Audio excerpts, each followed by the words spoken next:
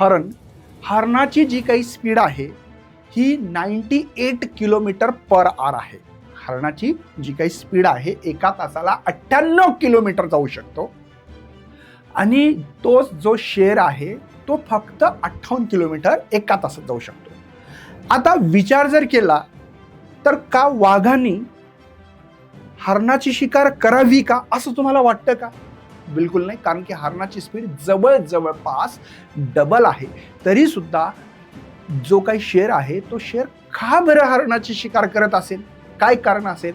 तर त्याचं कारण नीट ऐका विद्यार्थी मित्रांनो, हे तुम्हाला फार महत्त्वाची गोष्ट आहे, लक्षात घ्या मी काय म्हणतोय ते. हरण हा स्वतः कमजोर आहे. त्याला असं वाटतं की वाघ माझी शिकार करणारच आणि म्हणून तो नेहमी मागे करून बघत असतो. आणि शेरला माहिती आहे की मी कोण्याही हालतीमध्ये या हरणाची शिकार करू शकतो. हा जो आत्मविश्वास आहे तोच आत्मविश्वास त्या हरणाची शिकार करण्यासाठी महत्वाचा आहे. तसाच तुमचा सुद्धा, तुम्हाला हरण नाही बनायचंय, तुम्हाला काय बनायचंय? शेर बनायचंय. तुम्हाला छाती ठोकपणे तुम्हाला आत्मविश्वास ठेवायचा आहे आणि सांगायचंय की मी कोणत्या हालतीमध्ये हा 16 चॅप्टर चांगल्या प्रकारे करून मी माझे फिजिक्समध्ये 100 आउट ऑफ 100 100 पैकी 100 मार्क घेऊ शकतो. ही ताकद तुमच्यामध्ये आहे.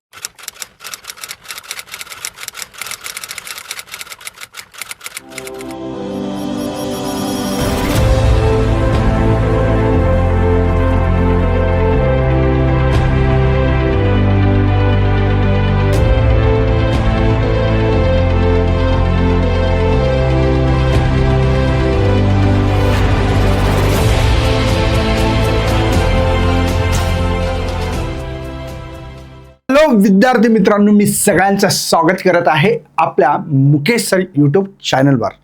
इलेक्ट्रोस्टॅटिक चॅप्टर आहे आणि तुम्हाला माहीत आहे खूप काही चॅप्टर संपलेले आहेत. जवळपास मला वाटते 9वा चॅप्टर हा चालू.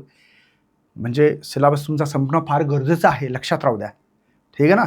मी तुम्हाला एक छोटीशी एक गोष्ट सांगतोय की यार आज जर अभ्यास केला तर काय फायदा होऊ शकतो आणि काय लॉस होऊ शकतो. तुम्हाला तुमची काही गोष्टी तुम्हाला माहिती असल्या पाहिजे. मी एक तुमच्यासाठी एक प्रश्न विचारणार आहे आणि समोर जाणार आहे. ठीक आहे. तुम्हाला माहिती आहे का हरण जे असतं हे निश्चित लक्षात ठेवा. चला आजच्या आपल्या या सेशनला स्टार्ट करूया. आज आपल्याला कंडक्टर आणि इन्सुलेटर सगळ्यांनी नाव शिकला असेल, माहिती असेल. कंडक्टर कशाला म्हणतात? जिथून करंट फ्लो होतं त्याला कंडक्टर म्हणतात. इन्सुलेटर जिथून करंट फ्लो होत नाही त्याला इन्सुलेटर म्हणतात. मग कंडक्टरमध्ये गोल्ड, स्टील, कॉपर येतात आणि इन्सुलेटरमध्ये वूड, डायमंड आणि ग्लास येत असतो. आता आपल्याला डिस्टिंग्विश बिटवीन कंडक्टर आणि इन्सुलेटर शिकायचं आहे. सर्वात महत्त्वाचं सगळ्यांना माहिती आहे की जिच्यातून करंट फ्लो होते, इलेक्ट्रिसिटी पास होते त्याला कंडक्टर असं म्हणतात. बघा, conductor are metal which allow the electricity to flow through them. है ना. काय? Conductor are material which allow the electricity to flow through them. This is because the contain large numbers of free electrons. का होत असेल बरं कंडक्टरमधून current flow? कारण त्यामध्ये असणारे जे काही इलेक्ट्रॉन असतात, लार्ज नंबर्स इलेक्ट्रॉन हे फ्री असतात कंडक्टिव्हिटी करण्यासाठी, करंट फ्लो करण्यासाठी. ठीक आहे. इन मेटलमध्ये बघा, इलेक्ट्रॉन इज आउटर मोस्ट ऑर्बिटमध्ये. व्हॅलन्स इलेक्ट्रॉन असतात are loosely bound to the nucleus and are free conduction when external electric field is apply. बघा तुमच्याकडे मी थोडक्यात एक ॲटमच्या बाबतीत बोलतो. माझ्याकडे सोडियम आहे समजा. सोडियममध्ये किती इलेक्ट्रॉन्स आहेत? 11 इलेक्ट्रॉन्स आहेत. माहिती आहे सगळ्यांना. आता या ठिकाणी हा न्यूक्लियस आहे. पहिल्या कक्षेमध्ये 2 इलेक्ट्रॉन्स असतात, माहिती आहे, डुप्लेक्स कंप्लीट असते. आणि दुसऱ्या कक्षेमध्ये किती इलेक्ट्रॉन्स असतात? 8. 1 2 3 4 5 6 7 आणि 8 इलेक्ट्रॉन्स आहे. आणि जी काही तिसरी कक्षा आहे याच्यात 1 इलेक्ट्रॉन्स आहे. किती इलेक्ट्रॉन्स आहे? 1च इलेक्ट्रॉन आहे. जर तुम्ही इलेक्ट्रिक फील्ड जर अप्लाय केली तर या ठिकाणी तुम्हाला माहिती आहे ही इलेक्ट्रिक फील्ड जर अप्लाय केली तर हा इलेक्ट्रॉन डिटॅच होतो, बाहेर फ्री होतो. याला व्हॅलन्स इलेक्ट्रॉन असं म्हणतात. हे न्यूक्लियसपाशी पहिल्या जे कक्षात 2 इलेक्ट्रॉन हे न्यूक्लियसच्या जवळ असल्यामुळे, क्लोजली असल्यामुळे हे यांचं जे काही बॉन्डिंग हे खूप स्ट्रॉंग असतं. हे इलेक्ट्रॉन फ्री होऊ शकत नाही. दुसऱ्या आणि तिसऱ्या कक्षेमध्ये थोडेसे दूर अंतर आहे आणि न्यूक्लियसपासून, म्हणून यांच्यामधला जे काय अट्रॅक्शनवाला फोर्स आहे लूज असतो, म्हणून इथे तुम्ही इलेक्ट्रिक फील्ड जर अप्लाय केली तर हा आउटर सेल जे काय व्हॅलेन्स इलेक्ट्रॉन म्हणतात ते फ्री करू शकतात. ठीक आहे, हे तुम्हाला कळालं असेल. बघा मग कोण कोण आहे असं, आपली स्वतःची शरीर सुद्धा हे कंडक्टर आहे, मेटल आहेत, ह्युमन बॉडीज आहेत, अर्थ आहे, ॲनिमल बॉडीज आहे, हे सगळे कंडक्टर आहे. The main reason we get the electric shock being the good conductor. तुम्हाला शॉक का बरं लागतो? कारण की तुम्ही कंडक्टर आहात, है ना. Human body allow the resistance free path of the current to flow through, है ना. म्हणजे आपल्याला त्याचं कारण ते समजलं. नेक्स्ट आहे त्याच्या प्रॉपर्टीज आहेत कंडक्टरच्या. बघा लिस्ट प्रॉपर्टी असा प्रश्न येणार आहे. लिस्ट काय म्हणायचं? Property of conductor in electrostatic condition. बघा in the interior of conductor electrostatic जी काही फील्ड असते आतमध्ये कंडक्टरच्या ती 0 असते. कंडक्टर आहेत त्याच्या आतमध्ये जी काही फील्ड आहे इलेक्ट्रिक फील्ड ती 0 असते. पोटेन्शियल त्याच्या सरफेसवर जर गेला कुठे पण तो कॉन्स्टंट असतो within on the surface of conductor. Potential same असतं कुठे? Within and on the surface of conductor. The internal of conductor does not have any charge. आतमध्ये कंडक्टरच्या कोणत्याही प्रकारचा चार्ज नसतो. Electric field just outside the charge conductor perpendicular to the surface of conductor. जे काही electric field असते कंडक्टरच्या ती परपेंडिक्युलर असते. लक्षात राहू द्या, कोणत्याही पॉईंटला ह्या कंडक्टर हिच्या परपेंडिक्युलर इलेक्ट्रिक फील्ड असणार आहे. Surface charge density of conductor will be different point. प्रत्येक पॉईंटला जी काही तुमची surface charge density, surface charge density, linear charge density, पहिलं लेक्चर बघा तिच्या शिकवलं. Linear charge density, surface charge density आणि व्हॉल्यूम चार्ज डेन्सिटी ती कशी असते? वेगवेगळ्या पॉईंटला वेगळी असते. ही त्याची प्रॉपर्टी 2 मार्काला येऊ शकतात. आता इन्सुलेटर बघायचं आपल्याला. ठीक आहे, इन्सुलेटर म्हणजे काय? जिच्यातून करंट फ्लो होत नाही त्याला इन्सुलेटर म्हणतात. सिंपल आहे ना, जिच्यातून करंट फ्लो होत नाही. बघा काय लिहिलं इन्सुलेटर काय? The electron are tightly bound to the nucleus, है ना. Electron tightly bound to nucleus are not available for conduction. तुमचा कोणत्याही प्रकारचा, म्हणजे आता या ठिकाणी आपण काढलं होतं बघा, ही पहिल्या कक्षात किती सोडियमचं एक्झाम्पल घेतलं होतं का आपण? सोडियमचं 11 इलेक्ट्रॉन. पहिल्या कक्षात 2 इलेक्ट्रॉन बघा, दुसऱ्या कक्षात 8 इलेक्ट्रॉन्स आहेत, आहे ना. हे 8 की झाले 1 2 3 4 5 6 7 8 इलेक्ट्रॉन्स आहेत. आणि तिसऱ्या कक्षेत एक तर हिच्यावर इलेक्ट्रिक फील्ड अप्लाय केली तर इलेक्ट्रॉन डिटॅच झाला होता, फ्री झाला होता आणि करंट फ्लो केला होता. आणि आतमध्ये कसं आहे, या ठिकाणचे हे डुप्लेक्स पहिल्या कक्षेत 2 इलेक्ट्रॉन्स आहेत, ते फ्री करू शकता का? नाही होणार. किंवा तुम्ही असं मेटल घ्या ज्याच्यामधलं इलेक्ट्रॉन फ्री होऊ शकत नाही, बाउंड आहेत न्यूक्लियस सोबत. इलेक्ट्रॉन फ्री होऊ शकतात का? नाही होऊ शकत. असल्या प्रकारच्या मटेरियलला इन्सुलेटर म्हणायचं. तेच सांगतोय, इलेक्ट्रॉन आर टाइटली बाउंड असतात न्यूक्लियस सोबत and are thus not available for conduction, कंडक्शनसाठी अवेलेबल नाही. त्यालाच पुअर कंडक्टर ऑफ इलेक्ट्रिसिटी असं म्हणतात. त्याला काय म्हणतात? Poor conductor of electricity. म्हणजे हे करंट फ्लो करू शकत नाही. Next, there are the no free charge. माहिती आहे, ऑल चार्जेस बाउंड आहेत. कोणासोबत? न्यूक्लियस सोबत आहेत. न्यूक्लियसने बांधून ठेवले, त्यांना फ्री केलं नाहीये. Insulating material can be consider as collection of molecules are not easily ionize. ठीक आहे, इझिली आयनाइज करू शकत नाही. मी थोडंसं कट करतो हे बघा. Insulator can carry any distribution of external charge of surface of internal and electric field is internal have the non zero value unlike conductor. म्हणजे त्या ठिकाणी करंट फ्लो होत नाही, फक्त इतकंच समजून सांगायचं होतं. फ्री चार्ज आणि बाउंड चार्ज का असतात? आता या ठिकाणी न्यूक्लियस आहे. न्यूक्लियसमध्ये माहिती आहे तुम्हाला प्रोटॉन आणि न्यूट्रॉन असतात आणि त्याला बांधून ठेवलेलं असतं. त्याला बाउंड चार्ज म्हणू आपण. लक्षात आलं? न्यूक्लियस आहे, न्यूक्लियसमध्ये प्रोटॉन आणि न्यूट्रॉन आहेत. लक्षात येतं ना? तर त्याला काही धरलेलं आहे, बांधून ठेवलेलं आहे न्यूक्लियसने असं पॅक, आणि त्यालाच बाउंड चार्ज म्हणायचं. आणि जे काही इलेक्ट्रॉन रिव्हॉल्व अराउंड न्यूक्लियस करतात त्याला जर तुम्ही इलेक्ट्रिक फील्ड अप्लाय केलं ते डिटॅच होतात, बाहेर निघतात, त्याला फ्री चार्ज म्हणू शकता. सिंपल आहे. बघा इथे तुम्हाला दिलेलं आहे न्यूक्लियस आहे. बघा या ठिकाणी हे न्यूक्लियस पार्ट आहेत, न्यूट्रॉन्स आहेत तिथे. पॉझिटिव्ह जे चार्ज असतात त्याला प्रोटॉन म्हणतात आणि जे निगेटिव्ह चार्ज त्याला इलेक्ट्रॉन म्हणतात. ॲटम पार्टिकल इथे तुम्हाला दाखवलेले आहेत मुद्दामून. आता आपल्याला एक्सप्लेन द फ्री चार्ज आणि बाउंड चार्ज. आता फ्री चार्ज बाउंड चार्ज तुम्हाला कळाला असेल.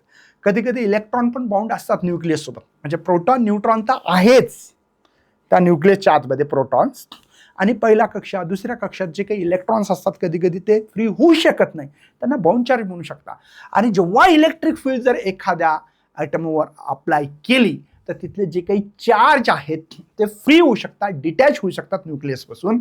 त्याला तुम्ही फ्री चार्ज असं म्हणू शकता आणि बाउंड चार्ज म्हणू शकता. ते मी तुम्हाला सांगितलं, पुन्हा एकदा सांगतोय. तुमच्या पुस्तकात काय लाईन दिली ते लाईन टू लाईन सांगतोय, लक्षात घ्या. इन मेटॅलिक कंडक्टर, आता याच्यात फ्री चार्ज असणार आहेत बघा. Electrons in outermost shell of atom loosely bound to the nucleus, न्यूक्लियसपासून लूजली बाउंड आहेत.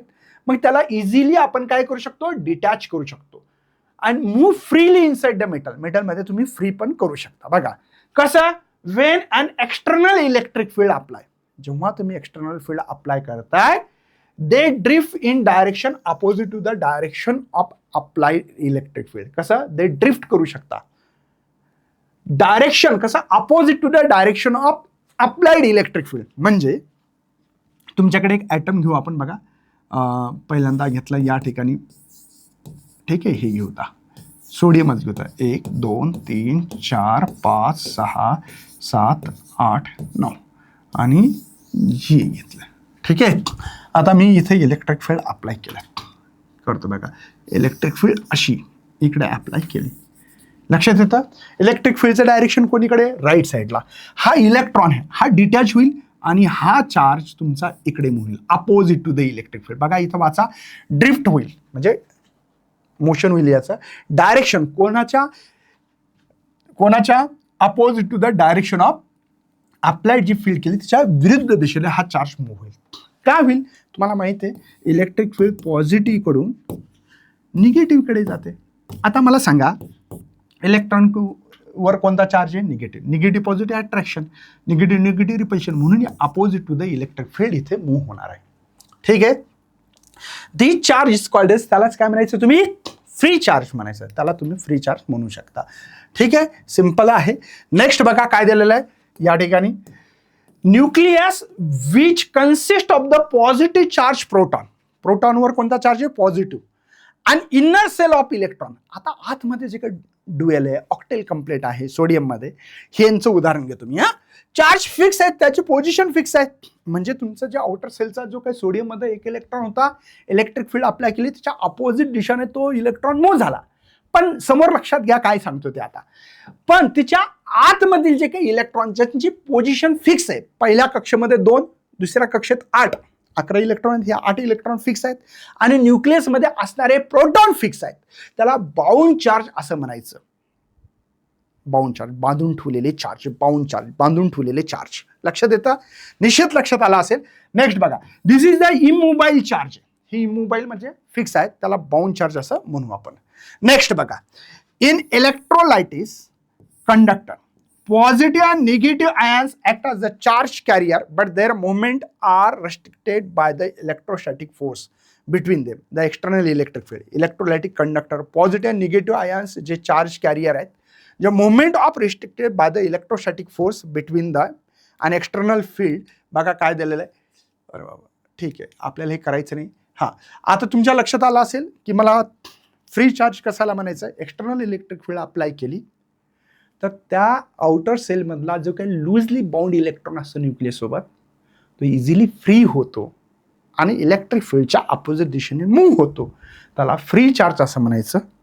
बाउंड चार्ज म्हणजे काय असतात, तर जे काही इझिली फ्री होऊ शकत नाहीत, इलेक्ट्रॉन फ्री होऊ शकत नाहीत म्हणजे बाउंड असतात. आणि प्रोटॉन असे जे चार्ज आपण इझिली मूव्ह करू शकत नाही किंवा तिथे इलेक्ट्रिक फील्ड अप्लाय करण्याचा काही परिणाम होऊ शकत नाही, ते इलेक्ट्रॉन फ्लो होऊ शकत नाही, अशा चार्जला बाउंड चार्ज असं म्हणायचं. आता डायइलेक्ट्रिकल आणि इलेक्ट्रिकल पोलारायझेशन. ॲक्च्युली मी आता विद्यार्थी मित्रांनो खरा पार्ट घेऊन येत आहे. कॅपॅसिटर जे असतं ना, फॅन असतं, फॅनला एक डब्बी असते, त्याला कॅपॅसिटर म्हणतात. त्या कॅपॅसिटरच्या पार्टवर जाणार आहे, आणखीन गेलो नाही आहे, त्याची तयारी चालू आहे. ठीक आहे. तर डायइलेक्ट्रिकल आणि इलेक्ट्रिक पोलारायझेशन्स काय असतं, तर एक्सप्लेन द कॉन्सेप्ट ऑफ डायइलेक्ट्रिकल आणि इलेक्ट्रिकल पोलारायझेशन. पहिल्यांदा तर डायइलेक्ट्रिकल काय आहे, तर हे डायइलेक्ट्रिकल हे इन्सुलेटर आहे, पण हा एनर्जी स्टोअर करू शकतो.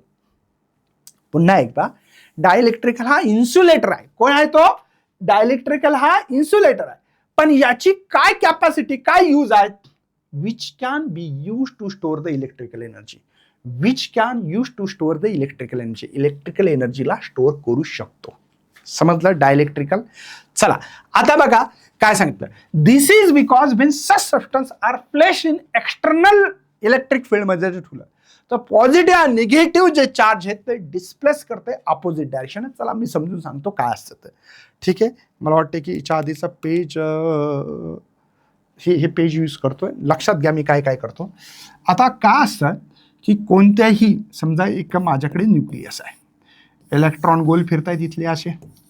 इथे समजा आहेत इलेक्ट्रॉन 3 4 5 6 7 आणि 8.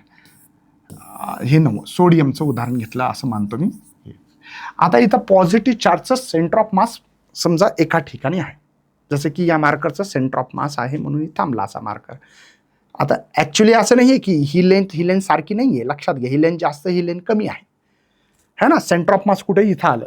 तसं या पॉझिटिव्ह चार्जचं सेंटर ऑफ मास इथे आलं आणि हे जे इलेक्ट्रॉन गोल गोल फिरतात यांचं सगळं क्लाउड आहे. क्लाउड कळतं ना तुम्हाला, क्लाउड आहे. त्याचं सेंटर ऑफ मास त्याच ठिकाणी आलं, समजा एकाच ठिकाणी आलं. लक्षात आलं. असं असेल समजा, कन्सिडर करू पॉझिटिव्ह सेंटर ऑफ मास आणि निगेटिव्ह सेंटर ऑफ मास जे काही आहे ते एकावर एक आहे असं आहे. मला दाखवताना नाही दाखवता येईल इथे, काय एकावर एक जर काढलं तुम्हाला कळणार नाही. जसं की मी म्हणलं आता की बघा पॉझिटिव्ह सेंटर ऑफ मास इथे आहे आणि निगेटिव्ह सेंटर ऑफ मास इथे आहे. तुम्हाला कुठे दिसलं म्हणून तिथं वेगळं काढलं, ते वेगळं नाही. या हातावर बरोबर असं सँडविच करायचं. सँडविच माहिती आहे ना, बघा एकावर एक असं सेंटर ऑफ मास आहे. पॉझिटिव्ह जे काही चार्जेस आहेत या आयटम्समध्ये त्यांचं सेंटर ऑफ मास आणि निगेटिव्ह चार्ज म्हणजे इलेक्ट्रॉनचं जे काही क्लाउड आहे तो खूप मोठं आहे, त्यांचं निगेटिव्ह सेंटर ऑफ मास एका ठिकाणी आहे. ठीक आहे, लक्षात येतं.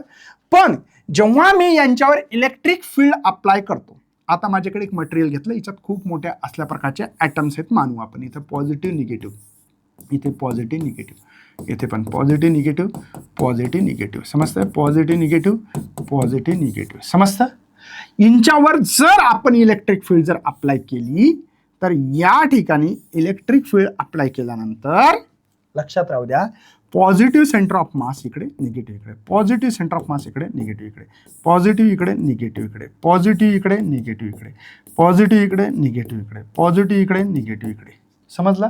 म्हणजे positive centre of mass displace झालं आणि निगेटिव्ह सेंटर ऑफ मास दुसरीकडे गेलं. आता पॉझिटिव्ह इकडे जाण्याचं इलेक्ट्रिक फील्ड ज्या दिशेने असते त्या दिशेने पॉझिटिव्ह चार्ज जाते, जिच्या विरुद्धात निगेटिव्ह चार्ज जातील. असं का बरं. तुम्हाला माहीत असेल इलेक्ट्रिक फील्ड ही पॉझिटिव्हकडून जात असते, कोणीकडे, निगेटिव्हकडे. माहिती आहे ना, आपण याच्या प्रॉपर्टी शिकलोय. म्हणजे पॉझिटिव्हकडे निगेटिव्हकडे जाते. म्हणून तुम्हाला कळालं का आता हे निगेटिव्ह आहे तिकडे प्लेट दिसत नसते पण असते. मग निगेटिव्ह म्हणून इकडे पॉझिटिव्ह आले. कळालं का, सगळे राईट साईडला पॉझिटिव्ह आले, निगेटिव्ह इकडे का आले, कारण पॉझिटिव्ह निगेटिव्ह अट्रॅक्शन माहिती पाहिजे. पॉझिटिव्ह निगेटिव्ह अट्रॅक्शन कसं. तर मला वाटतं हा कॉन्सेप्ट खूप चांगला समजला असावा अशी अपेक्षा व्यक्त करतो आणि इथले 1 by 1 पॉईंट तुम्हाला समजून सांगतो. बघा, this is because the substance place काय करेल, एक्सटर्नल फील्ड जर अप्लाय केली तर त्याचं there positive and negative charge get displace in opposite direction. Positive आणि निगेटिव्ह अपोजिट डायरेक्शन डिस्प्लेस होतील and molecule develop the net dipole movement. Net dipole movement इथं develop होणार आहे and this is called as the polarization. त्यालाच काय म्हणू शकतो आपण, polarization of material. And such material is called as the dielectrical. त्यालाच काय म्हणायचं, डायइलेक्ट्रिकल असं आपण म्हणू शकतो. हे कळालं का सगळ्यांना. म्हणजे डायइलेक्ट्रिकल एक इन्सुलेटर आहे which is use to store the electrical energy. Electrical energy store करण्यासाठी या डायइलेक्ट्रिकलचा उपयोग घेणार आहे.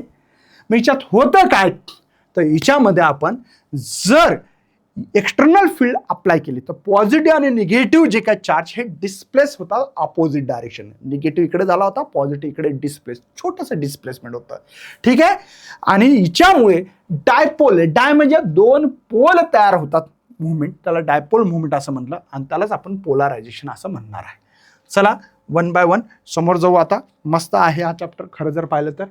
त्याच्यानंतर आपल्याला आता पोलार आणि नॉन पोलार काय आहे हे समजून घ्यायचं आहे. पोलार आणि नॉन पोलार मला वाटतं की सगळ्यांना कळालं असेल की हे जे काही डायइलेक्ट्रिकल आणि इलेक्ट्रिकल पोलारायझेशन.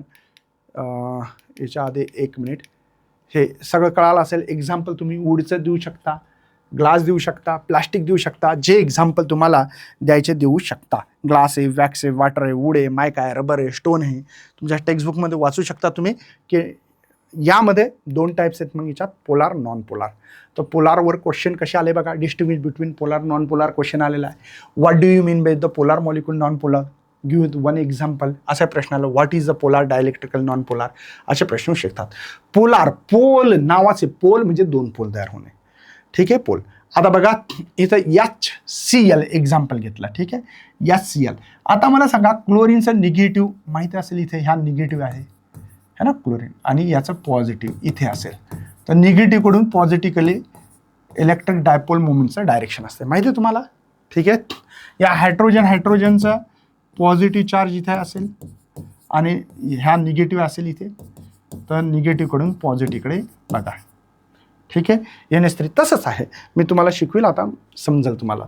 बघा पोलार म्हणजे काय, तर पॉझिटिव्ह सेंटर ऑफ मास आणि निगेटिव्ह चार्जचा centre of mass.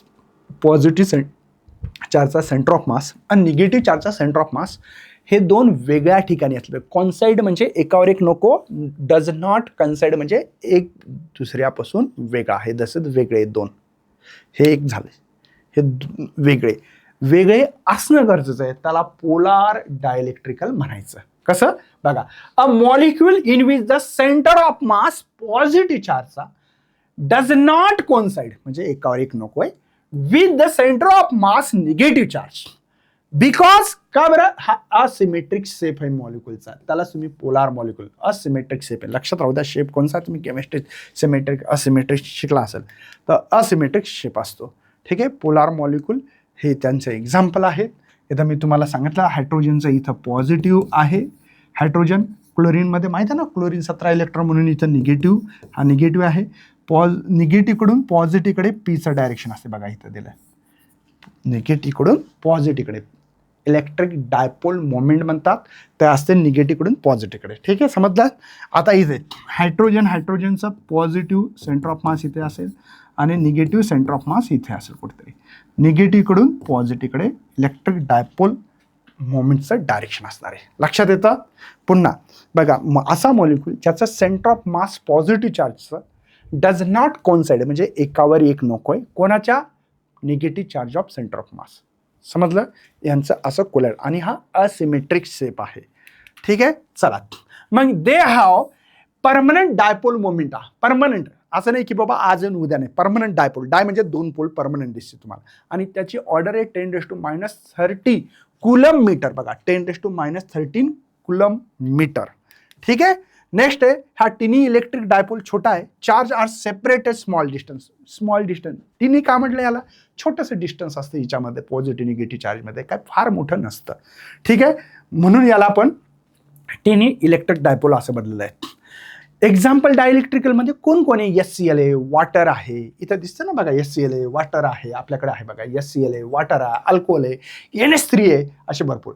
R made up polar molecule. हे कोण आहेत, पोलार, आणि यालाच पोलार डायइलेक्ट्रिकल असं म्हणू शकता. ठीक आहे, सगळ्यात महत्त्वाचं पोलारमध्ये काय लिहिसाल, molecule centre of mass positive charge does not coincide the centre of negative charge जे आहे कोणता, बिकॉज का असिमेट्रिक शेप आहे. हा परमनंट इलेक्ट्रिक डायपोल म्हणजे 2 पोल नेहमी दिसतील पॉझिटिव्ह निगेटिव्ह, आणि त्याची ऑर्डर आहे 10⁻13 कुलम मीटर आहे. तिसरा पॉईंट आपण सांगितलेला हा टिनी इलेक्ट्रिक डायपोल आहे ना, कारण की व्हेरी फायनाईट स्मॉल डिस्टन्स असते पॉझिटिव्ह निगेटिव्ह चार्जमध्ये, सेंटर ऑफ मासमध्ये जास्त नसतं. शेवढं एक्झाम्पल तुम्हाला सांगितलेले 2 जरी आठवले तरी बस झालं. तुम्ही HCl वॉटर देऊ शकता, NH3 देऊ शकता, अल्कोहोल एक्झाम्पल देऊ शकता.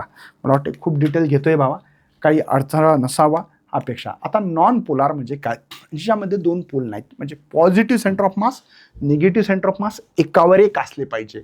मग तिथे 2 पोल तयार व्हायसाठी असे लागेल. आता याला पोल म्हणता येईल का नाही, हे 2 पोल आहेत. ठीक आहे, तर त्याच्यामध्ये एक्झाम्पल आपल्याला सगळे बघायचं आहे. सर्वात आधी बघा काय करायचं. आता इथं लक्षात द्या बघा, हे हायड्रोजन या दोघांचं सेंटर पॉझिटिव्हचं इथे आहे, आणि इलेक्ट्रॉन गोल फिरतात त्यांचं पण सेंटर ऑफ मास त्याच एकाच ठिकाणी आहे. तुम्हाला दिसत असतील वेगळे, पण एकावर एक लिहिलं तर दिसणार नाही म्हणून लिहिलं. ठीक आहे ना. H2 याचं पॉझिटिव्ह चार्जचं सेंटर ऑफ मास इथे आहे आणि निगेटिव्ह जे इलेक्ट्रॉन आहे ते फिरतायत त्यांचं सेंटर ऑफ मास त्याच ठिकाणी आहे. त्याला नॉन पोलार असं म्हणायचं, म्हणजे दोन पोल तयार होणार नाहीत. आता बघा हे या दोघांचं आहे ना, बघा पॉझिटिव्ह आणि निगेटिव्ह एकत्रच येईल, याला म्हणायचं नॉन पोलार. म्हणजे molecule in which the centre of मास जे हे पॉझिटिव्ह चार्ज कोन्साइड म्हणजे एकावर एक, निगेटिव्ह चार्जचं सेंटर ऑफ मास एकाच ठिकाणी आणि यांचा सिमेट्रिक शेप आहे. पुन्हा एकदा सांगतो बघा, a molecule in which the centre of mass positive charge coincide, बघा है ना, एकावर एक आहे, with the centre of mass negative charge. त्याला तुम्ही नॉन पोलार मॉलिक्यूल म्हणू शकता. त्याला काय म्हणू शकता? Non polar molecule. बघा, these have symmetrical shape and have zero dipole moment in normal state. पुन्हा एकदा सांगतो, these have symmetrical shape, have zero dipole moment normal state. बरोबर, नॉर्मल स्टेटला झिरो डायपोल आहे, कारण की डायपोल कधी तयार होईल? दोन पोल तयार असतील तर. निगेटिव्ह कडून पॉझिटिव्ह कडे डायपोल मुवमेंटचं डायरेक्शन सुद्धा दाखवलं, इथं दाखवता नाही येणार. बघा, डायइलेक्ट्रिकल लाईक कोण आहे? हायड्रोजन आहे, नायट्रोजन आहे, ऑक्सिजन आहे, CO2 एक्झाम्पल आहे, बेन्झिन आहे, मिथेन आहे, are made up of the non polar molecule is called the non polar. Non polar म्हणजे पोल तयार नसले पाहिजे. पोलार म्हणजे दोन पोल असले पाहिजे पॉझिटिव्ह निगेटिव्ह सेंटर ऑफ मासचे. ठीक आहे. आता आपल्याला करायचं काय? पोलारायझेशन बघायचे नॉन पोलार डायइलेक्ट्रिकल एक्सटर्नल फील्डमध्ये. म्हणजे हे नॉन पोलार आहे आणि त्याला एक्सटर्नल फील्ड जर अप्लाय केली तर पोलार सारखा बिहेव करू शकतो. कसा करू शकतो? चला बघूया. हे इतकं वाचायची गरज नाही. ठीक आहे, ज्यांना वाचायचं वाचू शकता, काय हरकत नाही. बघा, माझ्याकडे कोणतं आहेत? Non polar. नॉन पोलार म्हणजे काय सर? Positive negative. हे एक मटेरियल घेतलं मी, कोणतं तरी डायइलेक्ट्रिकल मटेरियल घेतलं, हिच्या centre of mass positive negative एकत्र आहे, जरी असे दिसत असतील तरी हे एकत्रच आहेत बरं. पण आता मला काढावं लागेल, दिले इथे वेगवेगळे, म्हणजे एकावर एक आहेत ते. Positive negative, positive negative, positive negative, positive negative, positive negative, positive negative, positive negative, positive negative. समजलं? आता काय केलं तुम्ही? एक्सटर्नल फील्ड अप्लाय केली. काय केली? एक्सटर्नल फील्ड अप्लाय केली. ठीक आहे, एक्सटर्नल फील्ड अप्लाय करायची. बघा, इथे एक्सटर्नल फील्ड अप्लाय केली. आता इथे E इज इक्वल टू 0, म्हणजे एक्सटर्नल फील्ड नव्हती. आता काय होईल? ज्या दिशेने एक्सटर्नल फील्ड आहे त्या दिशेने कोणते चार्ज जातील? पॉझिटिव्ह. का बरं? माहिती आहे ना, इलेक्ट्रिक फील्ड ही पॉझिटिव्ह कडून पुढे जात असतं, निगेटिव्हकडे, पॉझिटिव्ह कडून निगेटिव्हकडे. समजलं? आणि म्हणून या ठिकाणी बघा, असं लांब काढायचं, असं दोनच काढू वाटलं. बघा, दोनच मॉलिक्यूल काढू आता आहे. ठीक आहे, समजलं ना तुम्हाला? हे पॉझिटिव्ह निगेटिव्ह, इथे पॉझिटिव्ह निगेटिव्ह, इथे पॉझिटिव्ह निगेटिव्ह, इथे पॉझिटिव्ह निगेटिव्ह, इथे पॉझिटिव्ह निगेटिव्ह, इथे पॉझिटिव्ह निगेटिव्ह. समजलं का? बघा, पॉझिटिव्ह चार्ज कुठे येतात? एक्सटर्नल फील्डकडे, आणि निगेटिव्ह चार्ज त्याच्या विरुद्ध दिशेने. लक्षात येतं? बघा, पॉझिटिव्ह जे चार्ज आहे ते एक्सटर्नल फील्डच्या दिशेने आले, अपोजिटमध्ये है ना. जर इथं जर मी पॉझिटिव्ह चार्ज ठेवला असता तर कोणीकडे गेला असता सांगा बरं?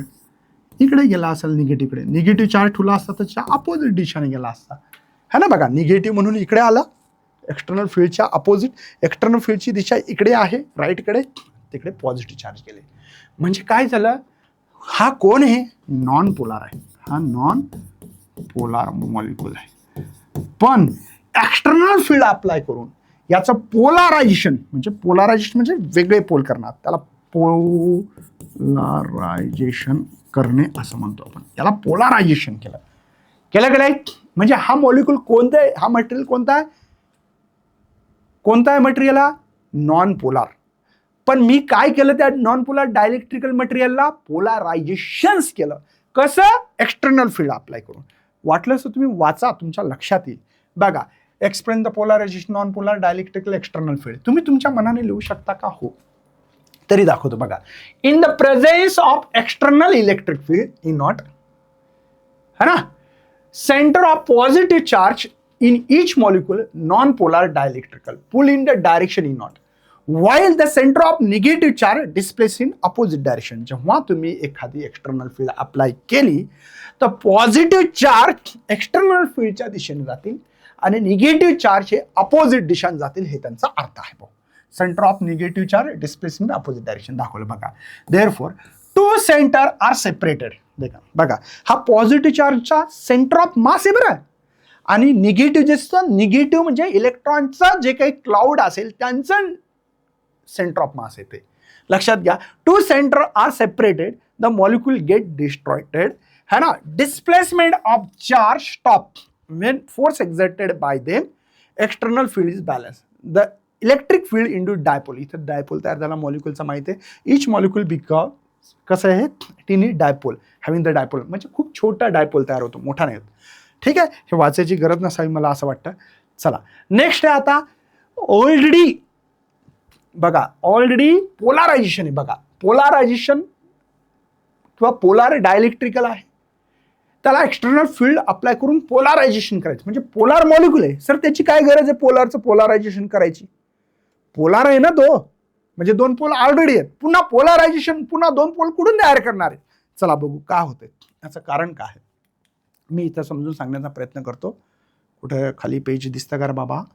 खाली पेज, हां याच पेजला यूज करू आपण, याच पेजला यूज करू. नीट लक्षात घ्या, इथे तुमच्याकडे भले हे पोलार असतील, बघा हे पोलार आहे, पॉझिटिव्ह निगेटिव्ह, ठीक आहे, निगेटिव्ह पॉझिटिव्ह, ठीक आहे, हा आहे निगेटिव्ह पॉझिटिव्ह, असा आहे पॉझिटिव्ह निगेटिव्ह, है ना, निगेटिव्ह पॉझिटिव्ह, पॉझिटिव्ह निगेटिव्ह, बरोबर आहे, निगेटिव्ह पॉझिटिव्ह दिसतंय असं, असे आहेत. पण इथं काय होतं, जे ऊन आहे ना, टेम्परेचर आहे ना, थर्मल टेम्परेचर म्हणतो आपण, जे ऊन पडतं किंवा हीट असते सराउंडिंगमध्ये, त्याला थर्मल टेम्परेचर आहे. या थर्मल टेम्परेचरमुळे काय होतं, हे डायपोल डान्स करतात इकडे तिकडे इकडे तिकडे, रँडम डिसऑर्डर मोशनमुळे हे एक दुसऱ्याला कॅन्सल करतात. म्हणजे या पूर्ण मटेरियलचं सांगतो. एका मॉलिक्यूलमध्ये डायपोल आहे का? हो, एक जर घेतला तर त्या डायपोल दिसेल तुम्हाला, पोलार दिसेल तुम्हाला, एकच घेतला तर. पण या पूर्ण मटेरियलमध्ये जर तुम्ही डायइलेक्ट्रिकल मटेरियलमध्ये जर चेक केलं तर तुम्हाला तिथे नेट डायपोल मोमेंट दिसणार नाही, गायब झालं. नेट डायपोल मोमेंट गायब झालं. कसं काय गायब झालं सर? सांगतो, सिंपलची गोष्ट आहे. काय झालं, टेम्परेचर दिलं तुम्ही, हे टेम्परेचर भेटलं, हा याला त्याला याला टक्कर मार, हे कर, नेट डायपोल निघून जाईल. नेट पोलारायझेशन जे आहे, नेट पोलारायझेशन 0 भेटेल इथं. बघा नेट पोलारायझेशन इज 0, चेक जर केला. मग तुम्ही एक्सटर्नल फील्ड जर अप्लाय केली तर भला टेम्परेचर असो काय असो, त्या ठिकाणचे जे काही डायपोल्स आहेत ते असे रिअरेंज होतील मस्त लगे, रापचिक. कसे होतील? रापचिक तयार होतील. बघा रापचिक रापचिक रापचिक, ठीक आहे ना, रपचिक तयार होतील. लक्षात येतं? अशा प्रकारचे रपचिक तयार होतील. म्हणजे भलं तुम्ही पोलार मॉलिक्यूल असला डायइलेक्ट्रिकल मटेरियल, पण नेट डायपोल मोमेंट याचं भेटणार नाही, नेट पोलारायझेशन भेटणार नाही, ते 0 असणार आहे. पण तुम्ही एक्सटर्नल फील्ड जर पोलारायझेशन मटेरियल असणारा डायइलेक्ट्रिकल मटेरियल अप्लाय केलं तर नेट पोलारायझेशन इथं तुम्हाला भेटणार आहे. हे तुम्हाला एवढं लक्षात ठेवायचं आहे. महत्त्वाचा पॉईंट सांगितला भाऊ मी, ठीक आहे ना. आणि पोलारायझेशनसाठी एक फॉर्म्युला तुमच्या याच्यात लिहिला असेल, P = झाय, ठीक आहे, पोलारायझेशन असं तुम्ही लिहू शकता, याचा एक फॉर्म्युला, ठीक आहे. P = पोलारायझेशनसाठी लिनियर आयसोटोपिक डायइलेक्ट्रिकल म्हणता, ठीक आहे ना. आणि तुम्ही different value for different dielectrical material, व्हॅक्यूमसाठी जर झाय वापरला असेल, झाय कोणी चाय म्हणते, जे म्हणायचं ते म्हणा, 0. आता एक लक्षात घ्या, हे लक्षात घ्या, हे काय सर झाय काय? ती इलेक्ट्रिक सस्पॅबिलिटी, काय नाव आहे त्याचं? इलेक्ट्रिक सस्पॅबिलिटी. काय करतं? तुमची ही मेजरेबल प्रॉपर्टी आहे. कोणती प्रॉपर्टी आहे? मेजरेबल.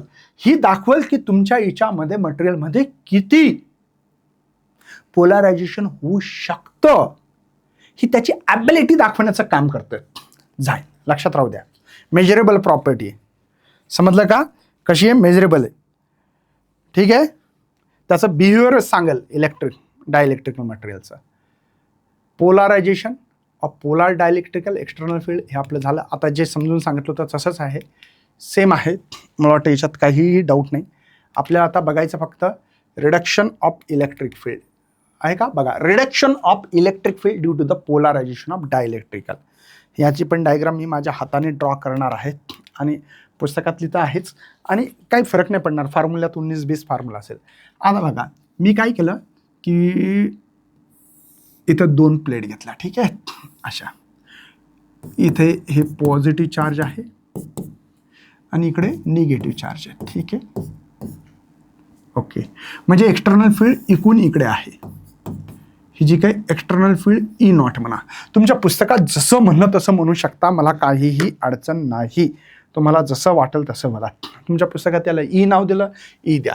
काय नाव दिलं ते द्या, ठीक आहे. ई याला म्हटलं एक्सटर्नल फील्ड. ओके, आता बघा मी काय करतोय ते.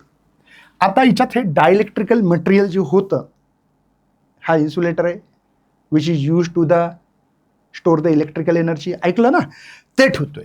आता ते मटेरियल घेतलं मी. जसं मटेरियल घेतलं भावा, ठुलं, जसं ठुलं काय होईल बरं, पोलारायझेशन होईल. इकडे निगेटिव्ह चार्ज येतील, पॉझिटिव्हकडे निगेटिव्ह, निगेटिव्हकडे पॉझिटिव्ह चार्ज येतात. माहिती आहे ना तुम्हाला, हे कळालं ना. एक्सटर्नल फील्ड इथे होते, आपण एक मटेरियल धरलं, टाकलं, जसं टाकलं तसं पोलारायझेशन झालं. जसं आपण इथं कसं दाखवलं, हे पोलारायझेशन, असे पॉझिटिव्ह चार्ज इकडे, निगेटिव्ह इकडे, पोलारायझेशन, तसं पोलारायझेशन झालं. हिच्यामुळे काय झालं, हिच्यात एक इंड्यूस इलेक्ट्रिक फील्ड म्हणतात त्याला, ती ई नॉट आहे, आतमध्ये तयार झाली ना. कारण इलेक्ट्रिक फील्ड पॉझिटिव्हकडून निगेटिव्हकडे असते. आता हे मटेरियल डायइलेक्ट्रिकल हिच्यात ठेवल्यामुळे काय झालं बरं, पोलारायझेशन झालं. आता पोलारायझेशन झाल्यावर काय झालं, कळालं ना. हिच्यामध्ये पण एक इलेक्ट्रिक फील्ड कोणी तयार केली, एक्सटर्नल फील्डने तयार केली. कशी झाली, अपोजिट दिशा झाली, पॉझिटिव्हकडून निगेटिव्हकडे.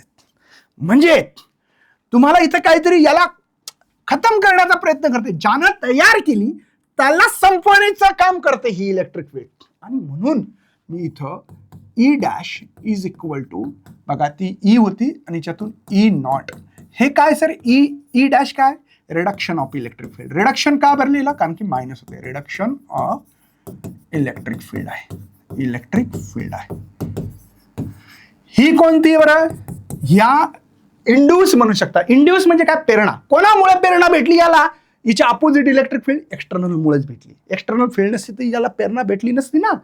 इंड्यूस म्हणजे प्रेरणा. प्रेरणा मुलीचं नाव नाही भाऊ, समजलं का. ही आहे इंड्यूस इलेक्ट्रिक फील्ड, असं पण लिहू शकता, induce electric field, electric field, समजतं का. आणि ही एक्सटर्नल फील्ड, ही जे तुम्ही वापरली ती आहे एक्सटर्नल इलेक्ट्रिक फील्ड. तुम्हाला समजलं असेल अशी अपेक्षा व्यक्त करतो. आणि हा फॉर्म्युला रिडक्शन कसं होतं कळालं ना, प्रोसेस कशी होती हे करणं गरजेचं आहे. बरं याला कसं लिहायचं सर, मनाने पण लिहू शकता, है ना, मनाने सुद्धा लिहू शकता, ठीक आहे. अपेक्षा व्यक्त करतो, हे खूप जबरदस्त थेरी पार्ट आहे. इथून समोर महत्त्वाचा पार्ट येणार आहे, कॅपॅसिटर.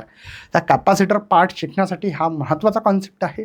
समजून घ्या, एकदा दोनदा व्हिडिओ बघत जा, पुस्तक वाचत चला, अंडरलाईन करत चला मी जे जे पॉईंट सांगतोय. किंवा मी माझ्या विद्यार्थ्यांना कॉलेजमध्ये मी काय करतो, तुम्हाला माहिती असेल की अंडरलाईन करणे किंवा हायलायटर वापरतो. हायलायटरला जे जे पॉईंट मी सांगितले ते हायलाईट करत चला, नक्कीच तुम्हाला याचा फायदा होणार आहे. तर काळजी करू नका, अभ्यास करत राहा, स्वतःवर कॉन्फिडन्स व्हा, डेव्हलप करा स्वतःला.